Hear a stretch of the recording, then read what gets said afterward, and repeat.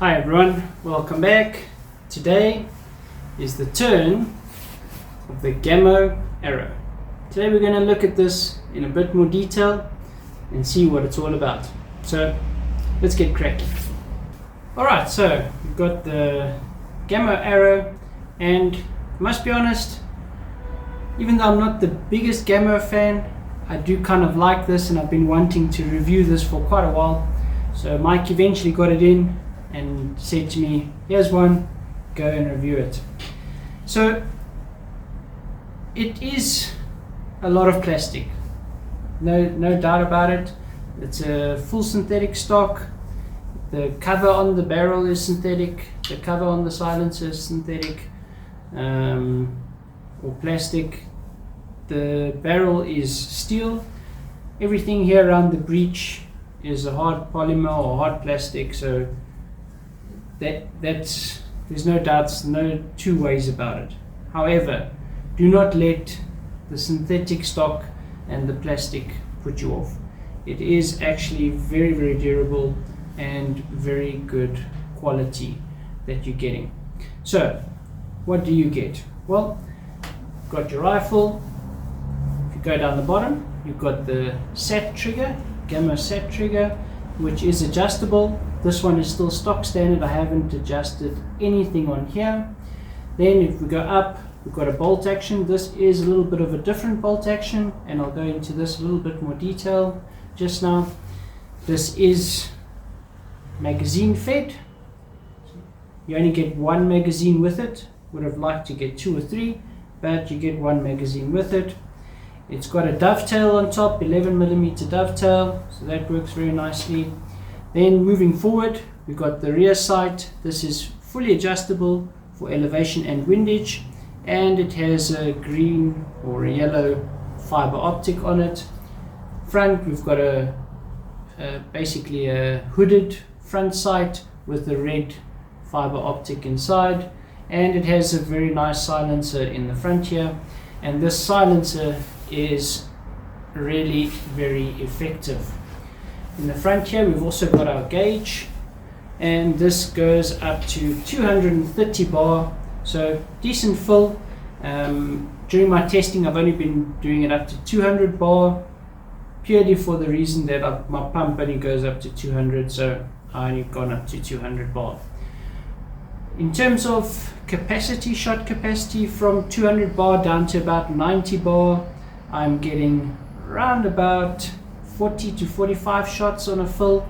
If you went up to 230 bar, which it can take, I assume you'll get around about 55 shots on a fill, maybe even 60. So, but we will be testing that a bit later, because I'm going to be testing this at the range in a bench rest competition as well. This gun is unregulated, so it does not have a regulator, and I think it's actually a good thing when it comes to this gun, and I'll explain that in a little bit more detail. When it comes to actual handling of the gun, it's not very heavy, it's fairly light, but I must say it does come to the shoulder very nicely. The open sights is very nice. I do prefer the standard open sights without the fiber optics. However, if you're a fiber optics fan, this does pretty good. So I think that gives you a good overview of the gun. Let's have a look a bit at the performance in terms of feet per second. This is in a .22 caliber, so let's see what we can get out of this in terms of performance. We're going to have a look at this cocking handle a little bit better and see what that's all about, and then we're going to look at some of the pros and cons of this, test it at 10 meters with the open sights, see what kind of grip we can get, and and then we'll do a conclusion and also see where does this fit into the market. Alright, so let's get on to the speed testing. Okay, so in terms of performance, as I mentioned, this is .22, and I was testing it using this 14.6 grain JSB, and this is pretty standard weight for .22 ammo, and I was getting, my highest was around about 720 feet per second, and obviously because it's not regulated, it does have a little bit of a curve, but it averaged out at around about 710 feet per second, so definitely very decent in terms of speed. I think in the 177 you're probably going to go up to around 900, maybe even 950 feet per second with the standard 8 grain pellet. In terms of foot-pounds, I'll put that down in the video below, but it's fairly decent power. And one thing I love about it, even though it's got that decent amount of power, it is quiet as a mouse.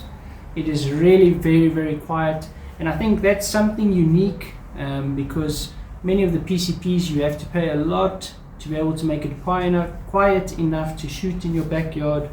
This one, however, you do not need to worry. It is quiet enough to shoot in your backyard. In fact, in terms of volume of this, I would say it's probably about the same as my CP2 standard, if not quieter than my CP2 standard.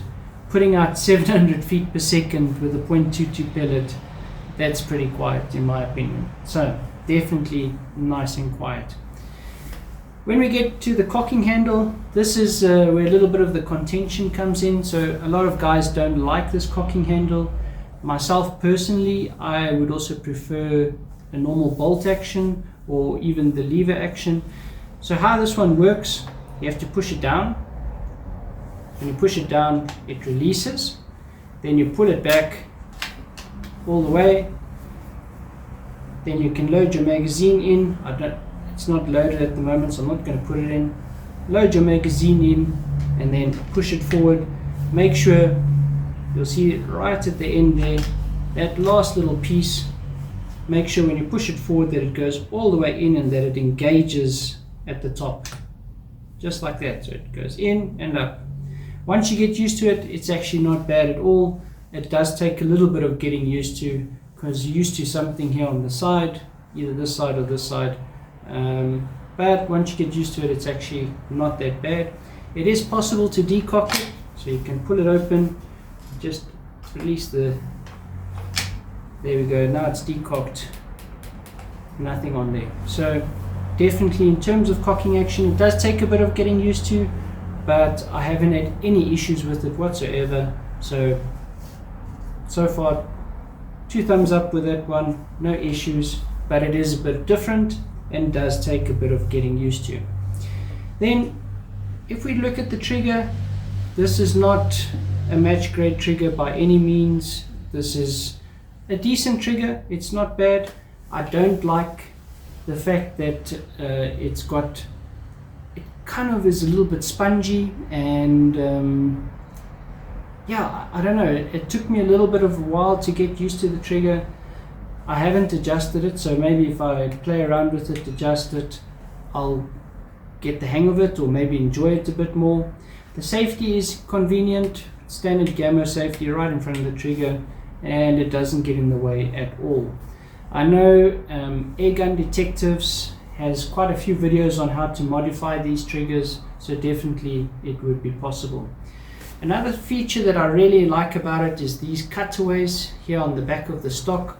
So I like to, when I'm shooting, I like to shoot thumb up, and when you're holding this, it just feels so nice when you're holding it. You can put your thumb there and you're good to go. You can shoot. There's a bit of creep on the trigger, but I suppose you could adjust that out. So in terms of trigger, definitely not bad. Let's have a look how we do at 10 meters with open sights, and then later on we'll throw a scope on the top and do a group at 25 meters. Let's see how it goes.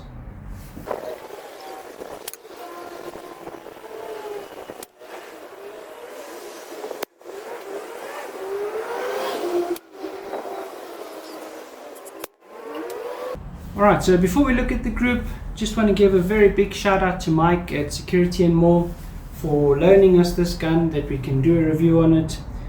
The one thing I really appreciate about Mike is, even though he's obviously selling these guns, he doesn't mind me giving my opinion, I'm not getting paid to do these reviews. He loans them to me, lets me do the reviews just as an advertisement for his company, but at the same time I'm not getting paid for this, and I am allowed to say my honest opinion about all of these guns. So what you see is what you get. No funny business, no marketing that you're going to get here. Alright, so in terms of the accuracy at 10 meters, run about a 1-inch group, so definitely not too bad with open sights. I think in terms of if we were going to use this with the scope, we'll see what we get with that. But yeah, let's do the 20 meter or 25 meter accuracy test with the scope and see what we do. Hi everyone, so set up now at 25 meters. Got a target down there. It's got 5 shots in the magazine. Let's see what kind of a group we can get. Hopefully we can do something decent. Using H&N Field Target Trophy, 14.6 grains.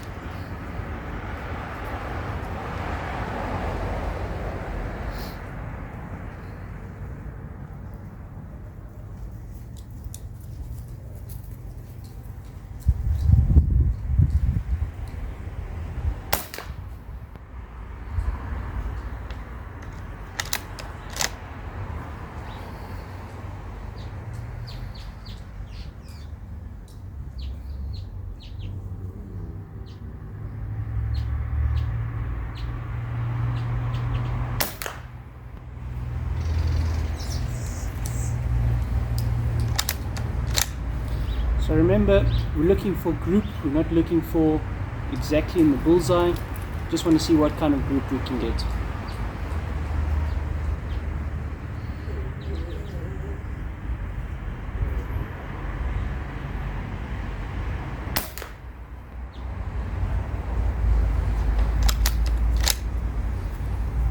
Not 100% sure how it looks down there. It looks to be in the black, just underneath the center circle.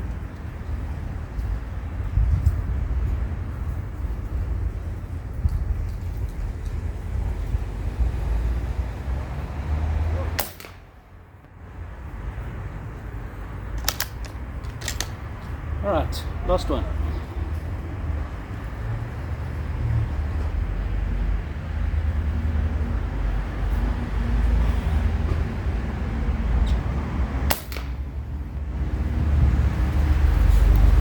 Alright, we'll go grab the target and see how we did. Alright, so definitely not too bad, looks pretty respectable. So there we've got our 5 shots right underneath there.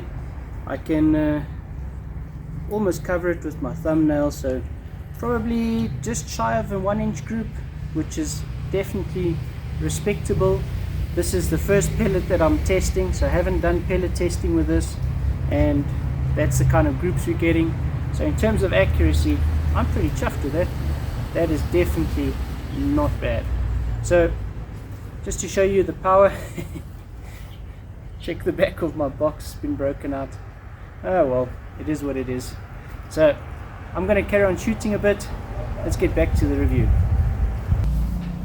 Okay, so before we get into the pros and cons of this, I think it's important for us to know where this fits into the market. So this is going to compete with something like the Beeman QB Chief, the Artemis PR900 or SMK PR900. That's more or less the same price range as this. Here in South Africa there's the Nova Vista Razor. So those are all more or less the same price range as this.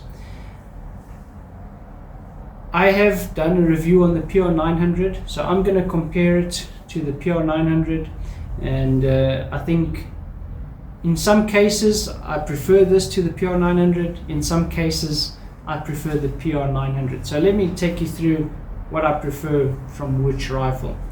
So obviously the PR900 comes with a synthetic stock or a wooden stock.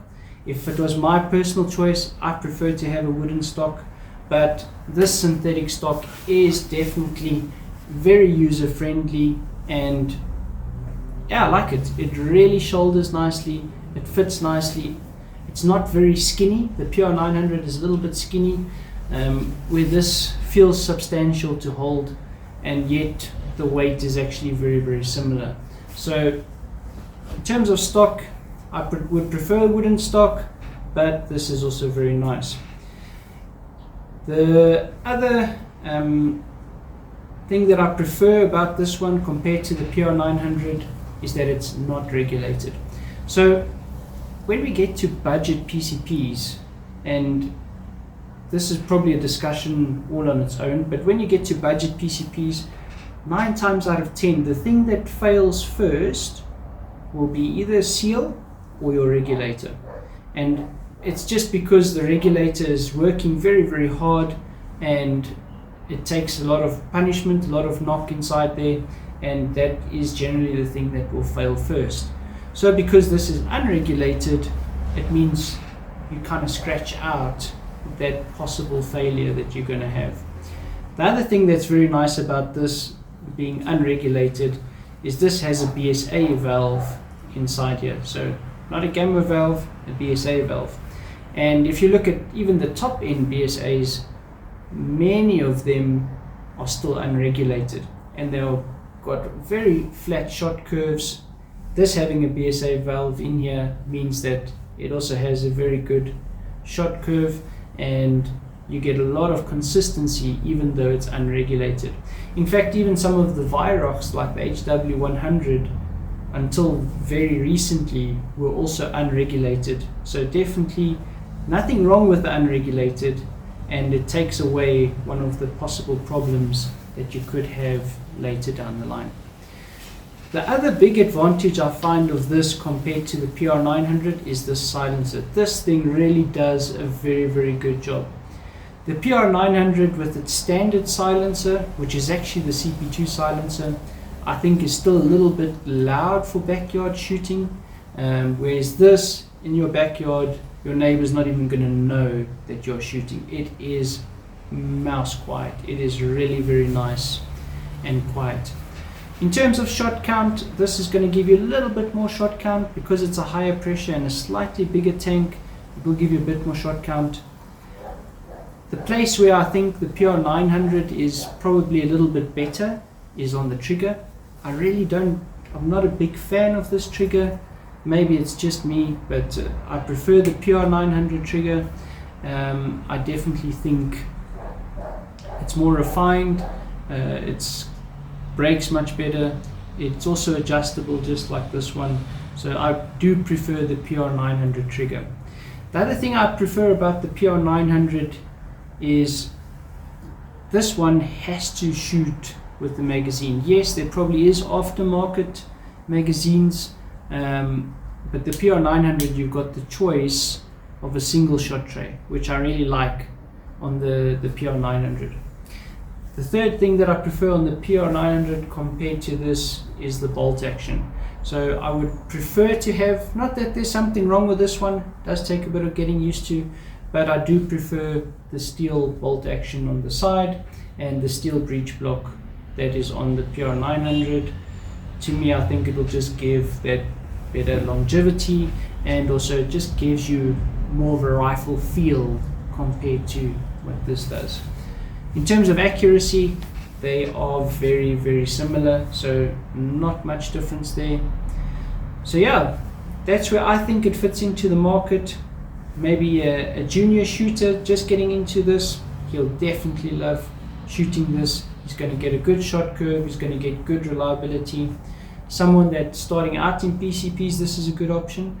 But even if you're an experienced shooter, I think this is a very, very good option. It's got a significant feel, and it really shoots pretty nicely. It's got a nice shot cycle, it's accurate enough, and it's quiet enough, so you can do a lot of shooting whenever you want to. So yeah, that's my take on this. Would I recommend it? Yes, definitely. I think I might just buy one of these myself once Mike gets it in 177.